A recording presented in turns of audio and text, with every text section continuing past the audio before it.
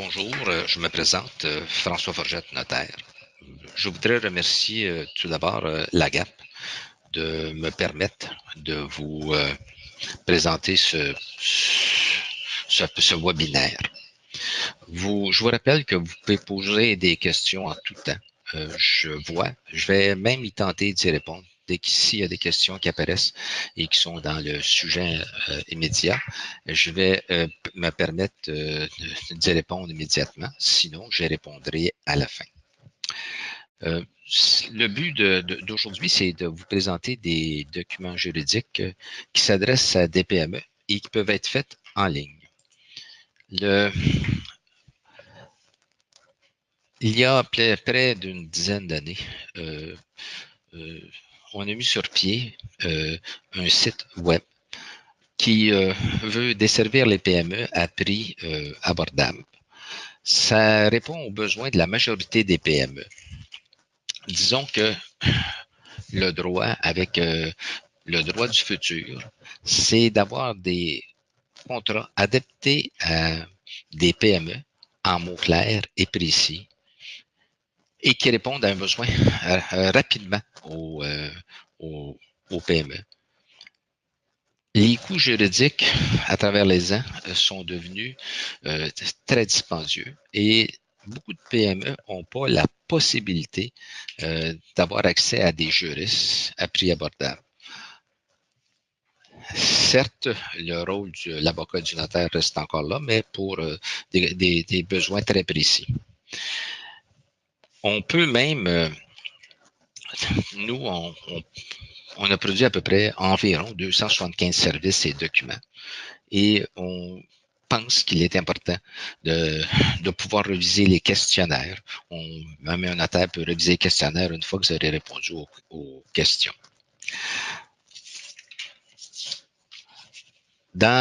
Au cours de l'existence d'une entreprise, il y a une quantité impressionnante de documents juridiques qui doivent être produits et qui deviennent nécessaires pour suivre l'évolution.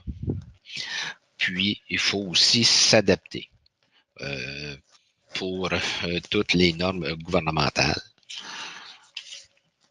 C'est pourquoi que je vais vous présenter aujourd'hui les différents documents, une dizaine de documents qui se trouvent sur le site de Scripta Légal. Commençons tout d'abord par la constitution d'une société par action. Je vais parler juridiquement je vais vous expliquer juridiquement. Pour certains, ça va être des notions de base, pour d'autres, pour certains, c'est des notions de base, pour d'autres, c'est inconnu, mais on va essayer de vous expliquer le but de chacun des contrats qu'on utilise sur Scripta Légal. En fait, vous pouvez vous incorporer d'une façon sur juridiction fédérale ou provinciale. La majorité, ici au Québec, c'est provincial. Le fédéral, l'avantage, c'est pour faire éventuellement affaire à travers hors du Québec et surtout si vous faites faire hors du Canada, je pense que c'est l'avantage. Mais le fédéral, plus dispendieux, car en plus de payer des frais au fédéral, vous devez payer des frais au provincial. Le but d'une compagnie, ça a quand même beaucoup d'avantages. Il y en a certains qui vont vous dire oui, c'est pas au point de vue fiscal, c'est pas, on n'est pas rendu là, mais je pense que c'est important de savoir que ça limite beaucoup la responsabilité professionnelle, la responsabilité des gens, sauf si les DAS et la TPS-TVQ ou le gouvernement, tant provincial que fédéral, une fiducie et peuvent vous en être responsables, les administrateurs. Donc, c'est pas toujours, vous pouvez être actionnaire, mais si vous êtes administrateur, votre responsabilité peut être mise en cause. Ça permet d'avoir une existence perpétuelle. Puis, ça permet aussi de distinguer, d'avoir un patrimoine distinct de ceux des actionnaires. Puis, beaucoup plus facile d'avoir du financement avec une compagnie. Les états financiers, c'est clair. Beaucoup tentent de s'incorporer directement sur le site du gouvernement sans y inscrire. Mais le site du gouvernement ne prévoit pas certaines clauses, voire la clause, le 4506, tout ce qui contient les valeurs mobilières, qui est en regard des valeurs mobilières. Et ça nous arrive fréquemment, nous, à notre bureau, quelqu'un, après s'être incorporé, qui vient pour faire une transaction, et on est obligé de reprendre au complet les, la Constitution, refaire la Constitution, parce que ça ne répond pas et ça tombe sur presque une compagnie publique. Donc, lorsqu'on incorpore une compagnie, aussi, il y a lieu de mettre des catégories d'actions qui peuvent être très utiles pour le futur, des classes, des catégories d'actions comme le déroulement d'investissement. On parle même de dividendes discrétionnaires. Le nom pour une compagnie, ça reste important. Est-ce qu'on doit mettre une compagnie à numéro ou pas? Là aussi, le provincial au Québec, il faut avoir un signe distinctif puis avoir un nom français. Donc, on peut fonctionner sur un nom d'emprunt aussi. La plus grosse difficulté, beaucoup trouvent ça plus simple de s'incorporer directement sur une compagnie à numéro. Donc, mais un conseil, c'est peut-être d'avoir un nom spécifique si vous faites affaire avec le grand public, un nom d'emprunt moins intéressant.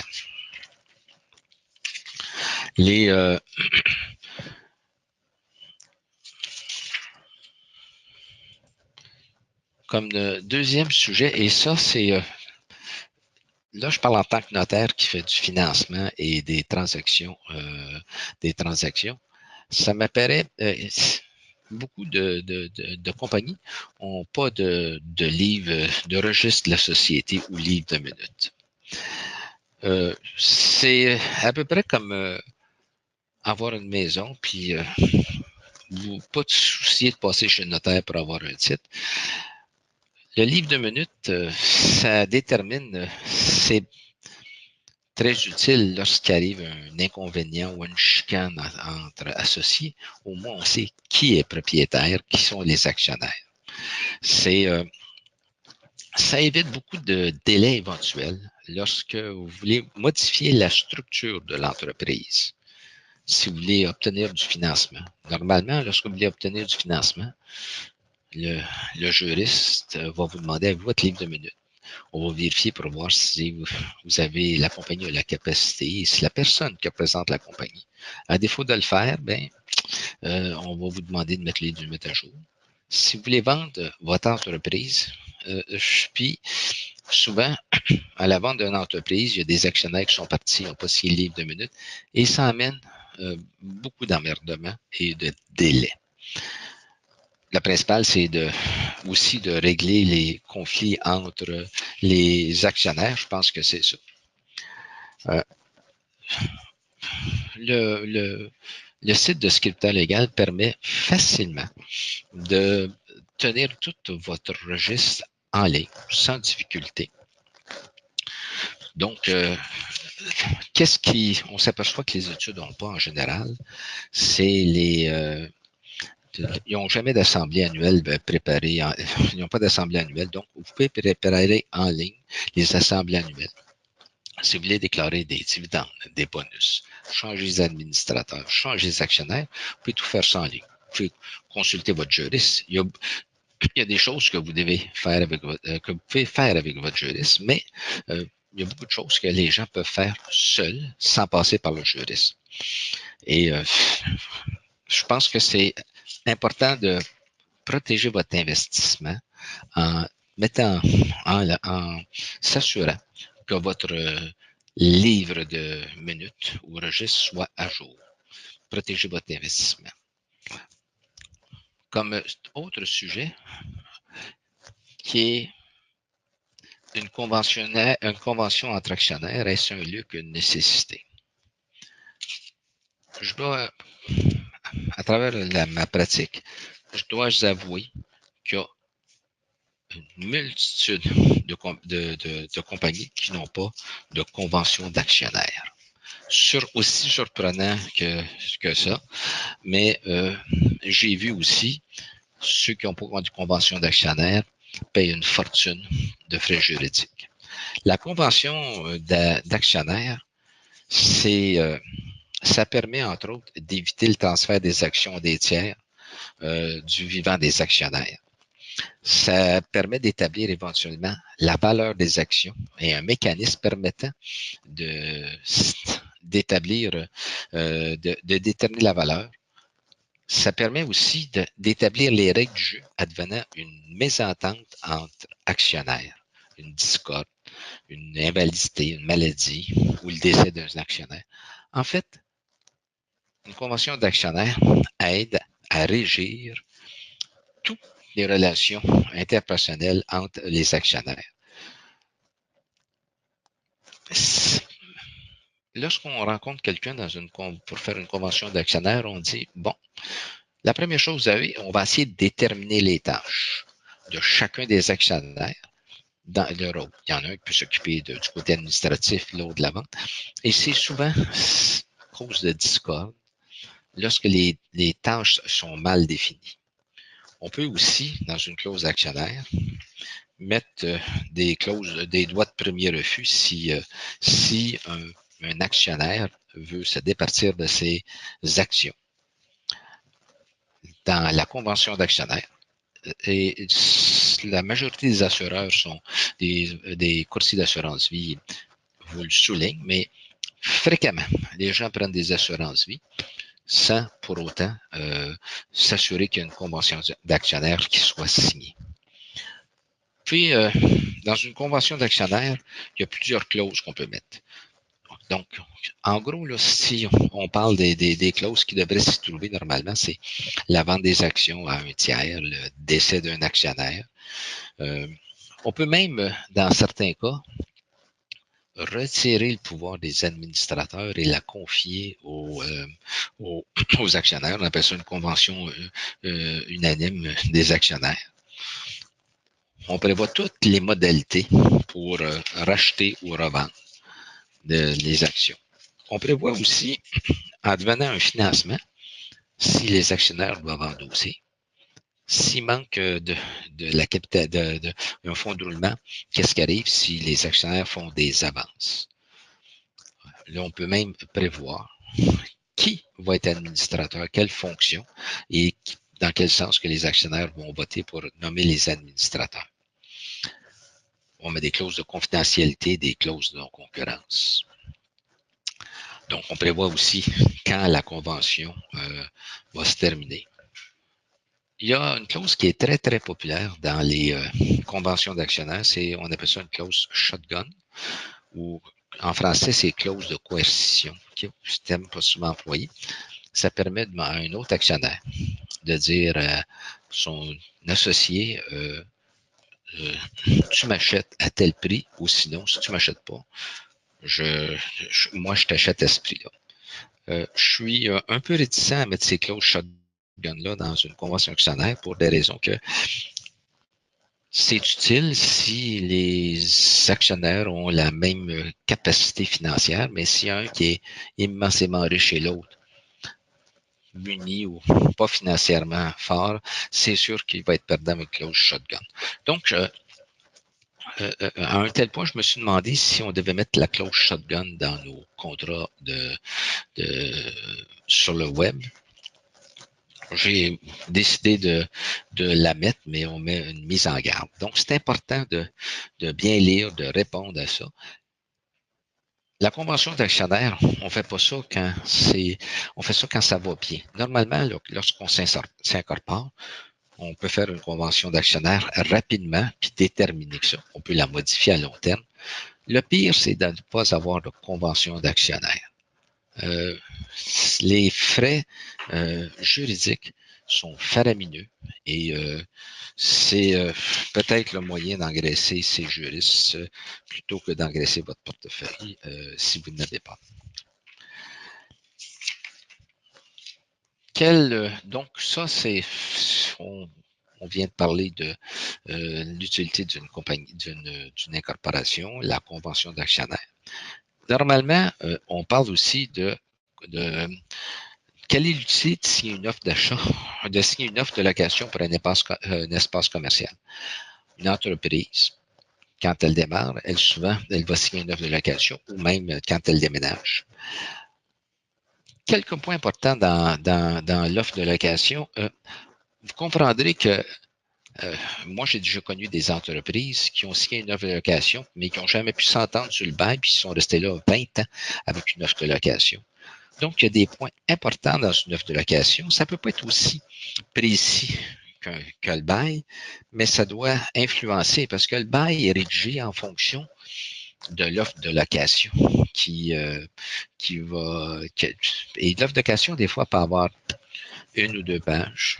Puis un bail, ça a peut-être 25 à 50 pages. Donc, on est beaucoup plus explicite. Mais on, on écrit, on rédige les grandes lignes dans une offre de location. En fait, la solution, des clauses, les basic de base là, pour une offre de location, c'est le type de bail. Si le bail est brut, net ou net, c'est-à-dire est-ce que vous payez juste le loyer, vous payez-vous le loyer et certaines dépenses, ou vous êtes-vous responsable des dépenses même. C'est ça qu'est la description. Puis la description des lieux loués. Souvent, lorsque vous louez les lieux, vous dites, bon, ça va être un local d'environ 2000 pieds, mais carré. Mais doit-on, quelle est la grandeur? Il y a des mesures qui s'appellent BOMA et on mesure même les murs extérieurs, les murs intérieurs. Et je pense qu'il faut avoir une méthode différente parce que des fois, ça peut varier 10, 15 à 20 10, 15, 20 les différences entre les mesures réelles et les mesures louées. Et je pense que ça influence beaucoup sur le prix du loyer. L'autre chose importante, c'est vous devez dire votre offre de location, c'est sujet à l'utilisation des lieux loués.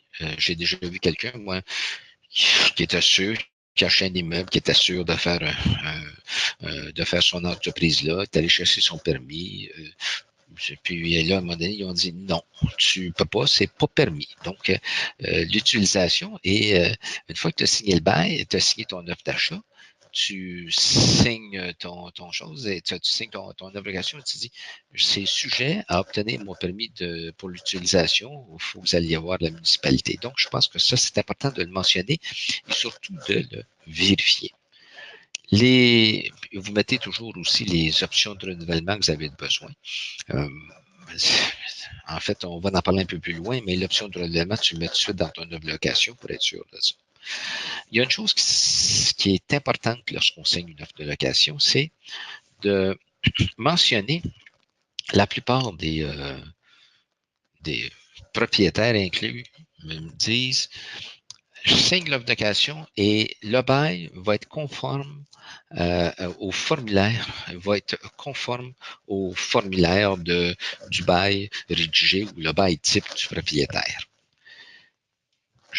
Si tel est le cas, lorsque vous signez votre offre de location, vous devez obligatoirement lire ce bail type parce qu'en réalité, si jamais vous n'aurez plus de négociation possible lorsque vous voulez signer votre bail, quand vous allez venir signer votre bail, parce qu'ils vont dire c'est en fonction du bail type, ces clauses-là sont inscrites dedans et vous vivez avec ça. Je pense que ça, c'est les mises en garde de l'offre de location. Maintenant,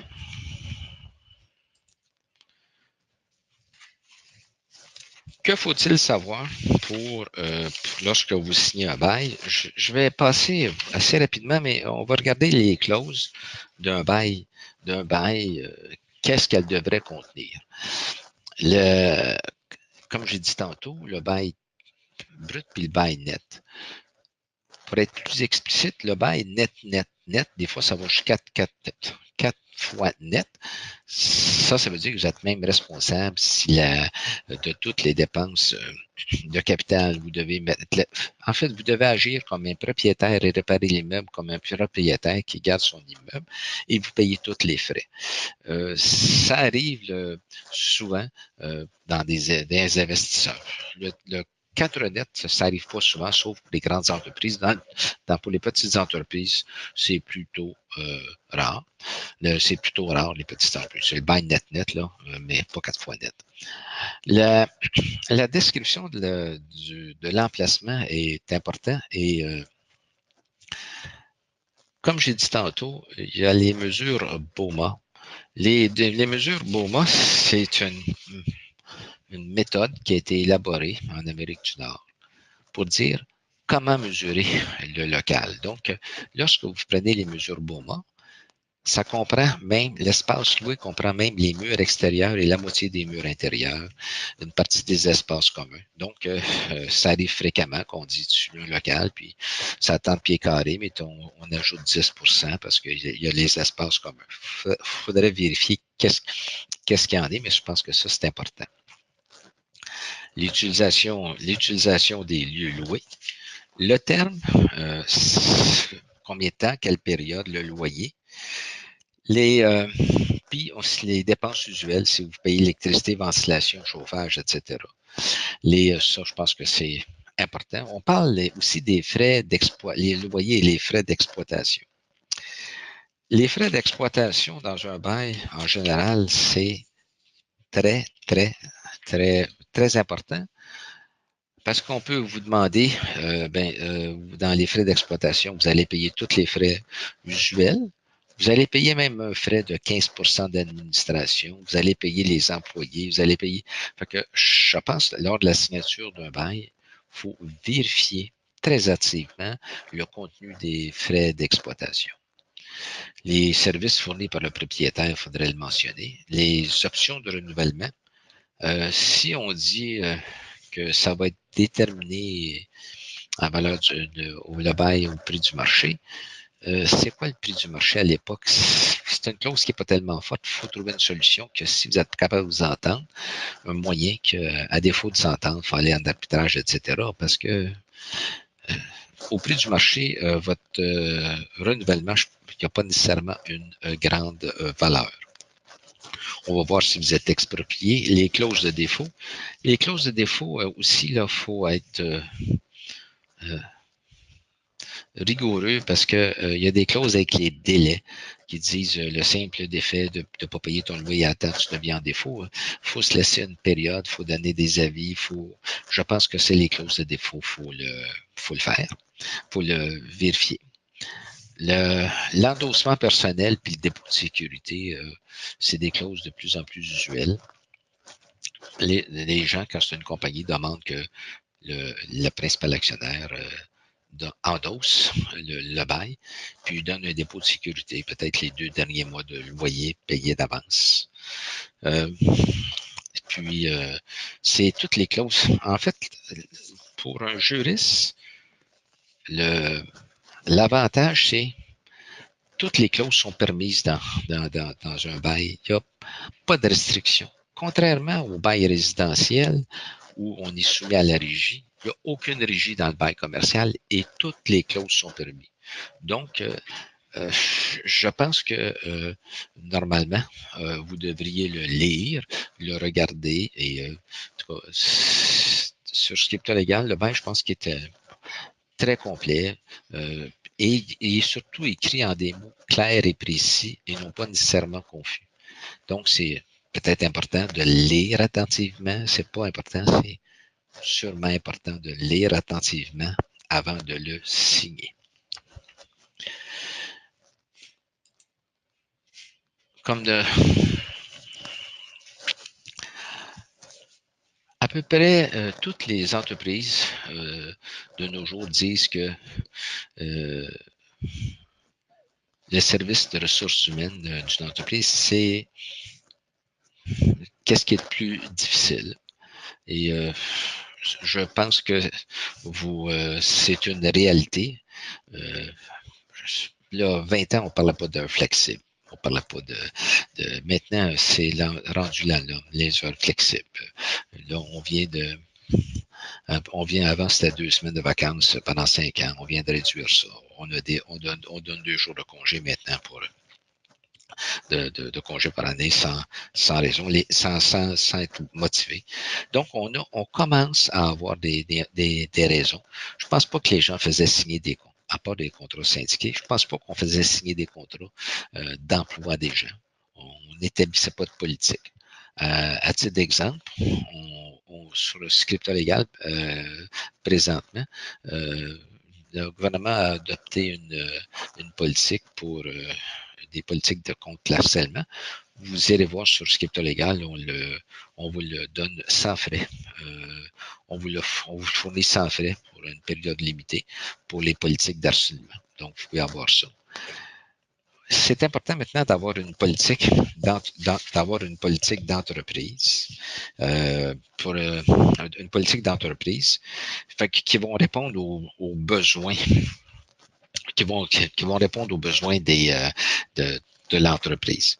Ça permet à l'employeur de faire part de ses attentes à ses employés, sa vision, ses valeurs, et ses intentions. Lors de l'embauche, il est usuel de faire signer une politique de l'entreprise. Dans Scripteur légal, on a commencé à, on s'est mis, on a dit on devrait fournir aux PME. Et je pense que c'est l'aspect le plus démuni des PME, c'est toutes les ressources, tout ce qui regarde les services de ressources humaines. Donc, c'est pour ça qu'on nous fournit une politique d'entreprise globale et on va même avoir un cahier de l'employé. Il est à la rédaction, il est très avancé. On met un code sur des politiques de consommation de drogue ou d'alcool qui va vous permettre d'établir clairement avec chacun des employés ce qui sera toléré ou pas toléré. Donc, ces politiques-là doivent être signées par chaque employé. On établit aussi les fournitures, on a même les politiques pour la fourniture d'un véhicule à un employé. Très souvent fourni, on dit tiens, viens avec les, puis on n'établit pas les normes. On avait l'harcèlement et la violence au milieu du travail. Maintenant, c'est une politique obligatoire. Vous devez l'avoir. Donc, ça, je pense que c'est important. En matière de santé et sécurité au travail, on vous permettra de bien établir la responsabilité de l'employeur et celle de l'employé en semblable matière. Donc, ça dépend des industries. Peut-être que dans un bureau, c'est moins important, mais dans une entreprise industrielle, c'est plus important. Une politique que je pense qu'il y a beaucoup aimeraient avoir, ce serait l'utilisation d'un cellulaire ou d'un téléphone intelligent sur le milieu de travail. Tout le monde fonctionne avec ça, donc on devrait l'établir clairement parce que, OK, l'utilisation des véhicules de l'entreprise par les employés, puis l'utilisation du système informatique et du courrier électronique. Quand vous avez un courriel que vous fournissez à une entreprise, que vous avez un courriel, le courriel appartient au propriétaire, mais c'est intéressant de le mentionner que le courriel fait signer un papier, que le courriel vous appartient, parce que tous les courriels et tout ça de courriel devraient rester si jamais il part. Les documents utiles pour les différentes situations, c'est à l'embauche, au congédiement, à l'élaboration. On a un paquet de documents internes, de documents qu'on fournit sur si vous donnez un avis disciplinaire, si vous voulez mettre quelqu'un, si vous voulez signer une entente, entre autres conflits d'intérêts. Donc, je pense que c'est important de voir ça. Le code d'éthique d'entreprise, j'aimerais ça peut-être parler un petit peu de qu'est-ce qu'il peut contenir, juste pour, ça peut être le respect puis la loyauté de la part des employés. C'est le comportement des employés au travail. C'est le comportement des employés face au bien de l'entreprise. C'est la participation des employés à la vie politique et publique. Peut-être pas intéressant que votre employé qui est dans la vente à travailler dans un club de danseuses ou danseurs. Peut-être que c'est pas sûr que ça vous intéresse. Ça peut être les conflits d'intérêts personnels avec les employés. On peut même étendre ça aux règles applicables aux administrateurs d'entreprise puis aux dirigeants d'entreprise. Et donc, je pense que les politiques, ça sert à protéger éventuellement tout qu'est-ce qui est important pour l'entreprise, c'est sa renommée. Les, je pense qu'il est important, et ça de plus en plus, et on les voit de plus en plus dans les tribunaux, c'est l'engagement de confidentialité à signer et au profit de l'employeur. Puis souvent l'engagement de non-sollicitation aussi. C'est des clauses qui, je pense que auparavant, c'était moins important, mais en moyenne, les employés changent, les X changent souvent d'emploi, 2, 3, 4, 5 ans, donc les clauses de confidentialité, c'est important. C'est peut-être un des points les plus utiles de scripta légal pour les PME, les ressources humaines, parce que en général, les PME de moins de 20, 25 employés n'ont pas de personne attitrée aux ressources humaines. Comme autre point, j'aimerais parler aussi des ententes avec les fournisseurs de services. Beaucoup de PME signent des ententes, signent pas des ententes, prennent un document, puis signent un petit contrat. Simplement avec leur fournisseur, font une entente verbale. Je pense qu'il est important, on a essayé de rédiger un contrat de service avec les fournisseurs adapté aux besoins des PME. C'est fixé, puis c'est un contrat, on a investi beaucoup là-dedans, c'est un contrat pour fixer à l'avance les règles du jeu qui vont régir les relations entre le client et son fournisseur. Ça donne des situations claires et des modalités de paiement avec votre fournisseur très précises. Et aussi, c'est de déterminer les échéances, qu'est-ce qui vous permettra de résilier le contrat. Le contrat de service régit notamment les services spécifiques. Je pense que c'est lorsque vous donnez un contrat de déneigement, ça paraît anodin, mais je pense que vous pouvez dire oui, c'est telle sorte de service que vous devez, mettez ça par écrit. Vous pouvez même aussi mentionner les types de rémunération et les dates de prévues pour les exécutions. Je pense que ce contrat-là, ça vise à prévenir des conflits éventuels, ça vise à prévenir des conflits éventuels.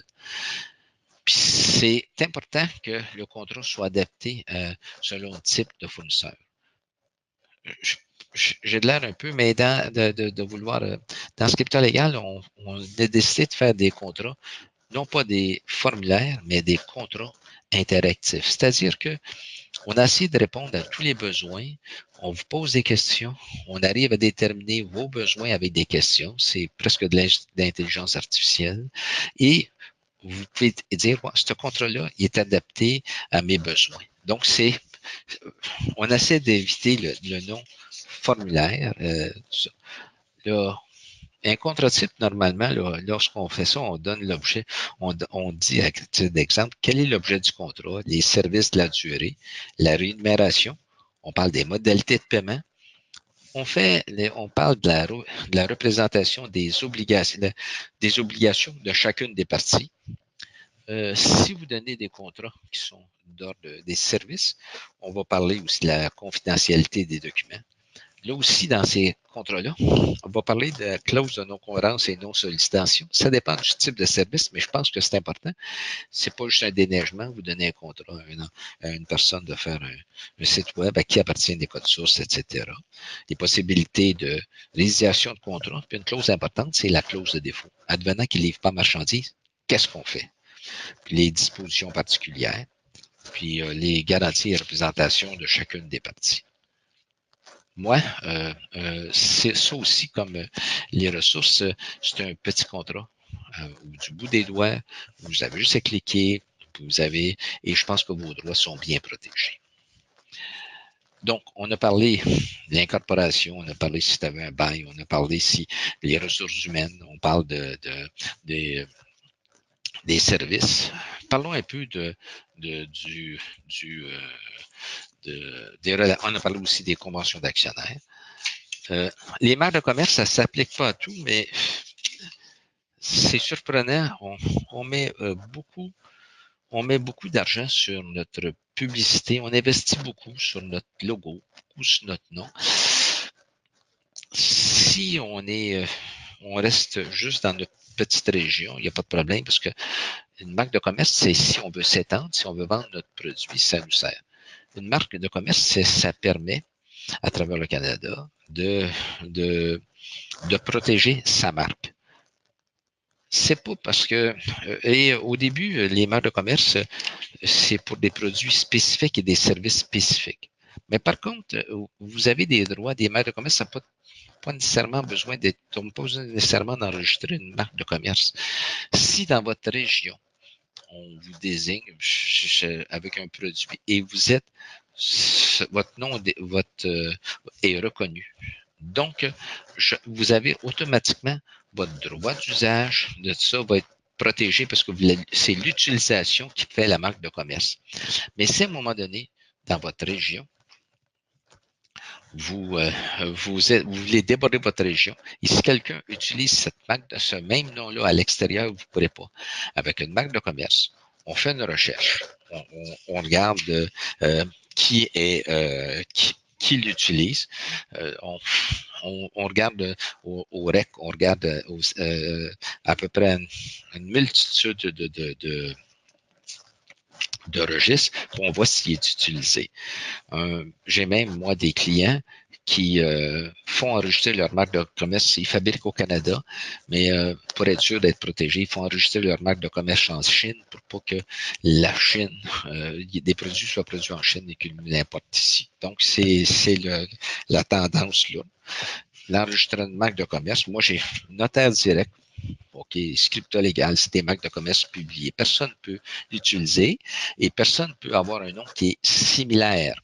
Si le nom qui est similaire, on prouve, c'est une similarité, le juge va dire, monsieur, il y a possibilité de confusion et on annule, vous n'avez pas le droit de se servir de ce nom-là. Donc, c'est pas pour toutes les entreprises, mais certaines entreprises devraient y voir puis se protéger là-dessus avec une marque de commerce. Donc, ça m'apparaît important. Un dirigeant de PME peut pas, et là, c'est le notaire qui parle, on doit avoir un testament. Je vais sauter tout de suite à l'autre, je vais revenir après. En moyenne, ici au Québec, les gens décèdent pour les hommes 80, les femmes 80, 80, 84, entre 80 et 84 ans. Moins de 4% il y a moins de 4% des décès sont dus à une mort accidentelle. Donc, on voit que est-ce nécessaire de faire un testament notarié si vous avez 30 ans? C'est ça qu'on se pose question. Le pire, c'est de mourir sans testament. En général, les gens changent leur testament 2 à 4 fois au cours de leur vie, soit l'achat d'un immeuble, quand ils se marient ou se divorcent, lorsqu'ils ont des enfants. Si vous êtes actionnaire d'une entreprise, et une grosse majorité, si vous êtes marié, il n'y a pas de problème. Si vous décédez sans testament, ça va à votre conjoint, à votre conjoint marié et à vos enfants. Si vous décédez sans testament et vous n'êtes pas marié, ça va à vos enfants ou sinon, frères et sœurs, votre conjoint fait n'hérite pas. Je pense qu'il est important de faire un testament et avec surtout si vous n'avez pas de convention d'actionnaire, vous n'êtes pas marié et si un des deux décède, bonne chance, on verra avec qui on va discuter. Les frères, les sœurs, la conjointe de fait n'aura rien avec l'autre. Donc, je pense que c'est primordial de le faire. On fait un testament notarié, on peut faire un testament notarié. Sur Scripta Légal, on a un petit testament. c'est sûr qu'il va falloir qu'il soit vérifié. Mais si vous avez 35 ou 40 ans, je vous dis, vous allez changer une fois sur deux. Il y a un sur deux qui se divorce, conjoint de fait qui se sépare. Fait que vous avez une chance au moins une chance sur deux de changer votre testament. Quand vous allez avoir un enfant, vous allez en avoir un autre, vous allez le changer, ou quand vous allez changer le liquidateur. Mais au moins, la pire des choses, c'est de ne pas avoir de testament. Si vous ne voulez pas aller chez votre notaire, faites-en un sur notaire direct. Vous allez le faire homologuer lorsque vous décéderez, mais la moyenne, la probabilité, c'est que vous allez décéder entre 80 et 84 ans, la moyenne d'âge du décès. Sauf mort accidentelle, je ne peux rien vous garantir. L'autre, enfin, pour terminer, j'aimerais ça vous parler du mandat d'inaptitude. Le mandat d'inaptitude, c'est encore pire quand tu es actionnaire. On prend des décisions, tu es associé avec un autre. Qui va gérer les biens, vos biens, si jamais vous, vous devenez inapte, embolie cérébrale? Donc, et ça, le malheur nous frappe qu'on s'en entend pas. Donc, on peut demander, on peut faire un mandat de protection et dedans, on peut mentionner, advenant notre inaptitude, qui va gérer notre entreprise, qui va s'occuper de notre personne et qui va gérer nos biens. Et on va même dire, ben, même si je suis inapte, vous pouvez donner de l'argent, vous pouvez prendre, même mon argent, vous pouvez prendre de l'argent pour ma conjointe et mes enfants. Normalement, pour la conjointe, votre argent vous appartient, vous n'avez pas besoin, vous ne pouvez pas en donner à votre conjointe. Donc, c'est important. Nous, on préconise aussi l'inaptitude, mais on la couple toujours, c'est une double procuration, on fait une procuration générale. Le mandat d'inaptitude ne prend effet seulement lorsque vous allez être déclaré inapte par un juge, c'est-à-dire qu'une fois que toutes les formalités ont été accomplies après avoir eu les rapports du médecin et présenté à la cour, ça prend entre 3 à 6 mois. Pendant ce temps-là, il y a une période de temps où vous êtes complètement, il y a un vide juridique. Vous devez, à ce moment-là, c'est avantageux de faire une procuration générale qui pourra servir advenant cette période-là où c'est un no man's land. Donc, je pense que en tant que personne qui, à titre de propriétaire de PME, vous devriez, même si vous ne l'êtes pas, vous devriez faire un testament et un mandat. Donc, mon webinaire mon webinaire se termine ici, mais j'ai j'ai reçu deux questions et que j'aimerais répondre. C'est Bernard qui dit quelles sont les attentes quelles sont les attentes quelles sont les alternatives du site quelles sont les alternatives de ce site au Québec? Disons que Scripta Légal, c'est, en ce qui me concerne, le seul site interactif juridique au Québec. Vous en avez beaucoup qui ont des formulaires.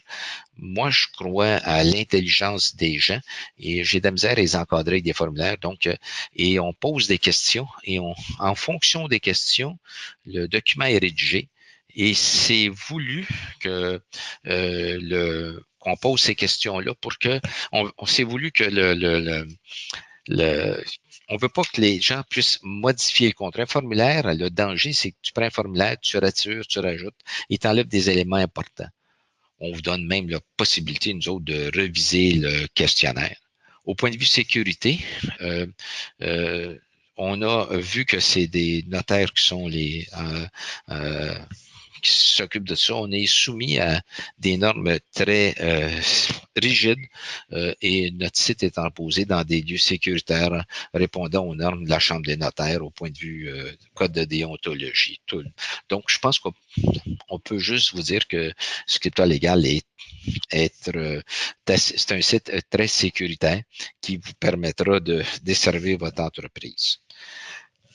Vous allez recevoir, on mentionne que qu'on va vous envoyer par courriel le lien pour avoir accès à ce webinaire-là. Donc, je vous remercie et je remercie Aga de bien vouloir, de m'avoir invité. Merci.